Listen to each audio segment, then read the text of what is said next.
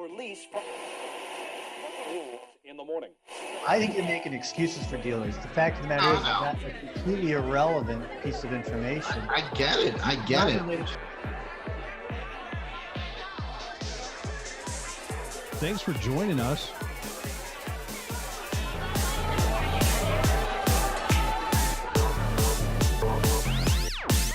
Great to see you all. Steve, great to see you again. My pleasure, Tom. By the way, Chris Leslie's on. He says, go Wolfpack. All right. As long as he's talking about the Nevada one. Did anybody bring a beer today? I did. So funny story. I'm about to launch this thing, and it dawned on me I did not bring a beer. You guys told me to bring a beer. I brought a beer. You did, and I always bring a beer. What you got there, Steve? It's a Vindicator IPA from Wallace Brewing in beautiful Wallace, Idaho, which is an old mining town.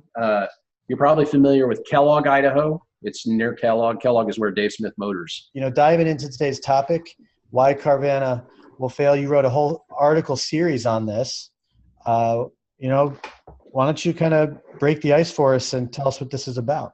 Carvana, in their current form, is going to fail, at least if their goal is to be a $2 billion or higher valuation. They're a car dealer. They are a car dealer without showrooms, but they have other overhead expenses like their vending machine. But they're actually at a disadvantage from a traditional car dealer in that if I'm a Chrysler dealer, I get to buy at closed auctions. Carvana, which boasts a pretty nice looking inventory of late model used vehicles, low mileage, they have to source those at auction. And so they have acquisition costs that in some ways are higher than dealers. But ultimately, the reason that I think Carvana will fail is because they're solving for the wrong issue. Anybody buy stock in it? Interestingly, I bought stock and sold stock this week in it. It's right now a fun stock to day trade in. You just sort of catch the right wave. And so I did okay. I bought stock and sold stock the same day and made $500. So I made money in Carvana. There you go. You made money Vegas style. That's right. To be sure. Congratulations. I remember 13, 14 years ago running across this website called Dealer Rater. We have 4 good reviews and 2 bad reviews.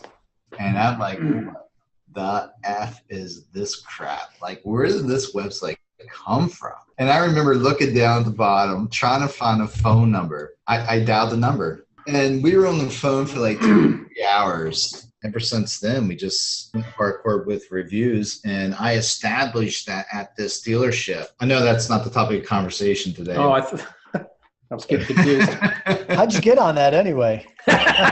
You asked a question, Ryan. That's all it takes. Yeah, that was your month.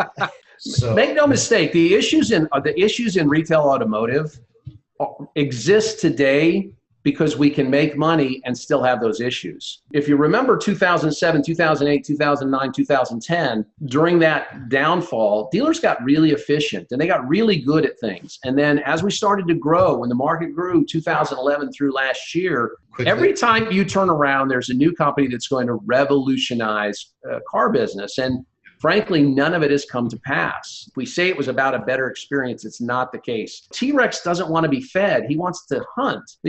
Let's look at the 2 top, what I would consider, and you guys can disagree, the 2 top online sellers right now in America, used cars is Texas Direct Auto and new cars is Dave Smith Motors. And both of those top online sellers maintain huge showrooms, huge lots. Hey, just a couple comments coming in from the audience. Chris, I'm going to read your comment. He's saying discounting Carvana as a fart in the wind is the same as Jobs saying Dropbox was a feature and not a business. So I don't think anybody said it was a fart in the wind. So I think Chris's point is that just because people still want to go to the dealership and he says, quote unquote, kick the tires, doesn't mean that tomorrow they still will want to. And that's obviously. Sure. See, where Texas Direct and where Dave Smith Motors and where Carvana have advantages is they have processes. They have processes that you can't do A until you've done, you can't do B until you've done A. And this is the order that we do things. And if you don't like that, you can go work somewhere else.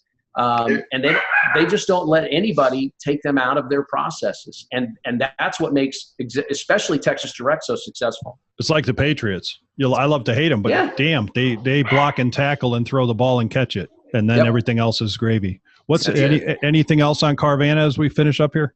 No, I mean, I think there are a lot of opportunities for Carvana to make a dent. In their current form, it's just not going to be that big of a dent where we even are talking about them.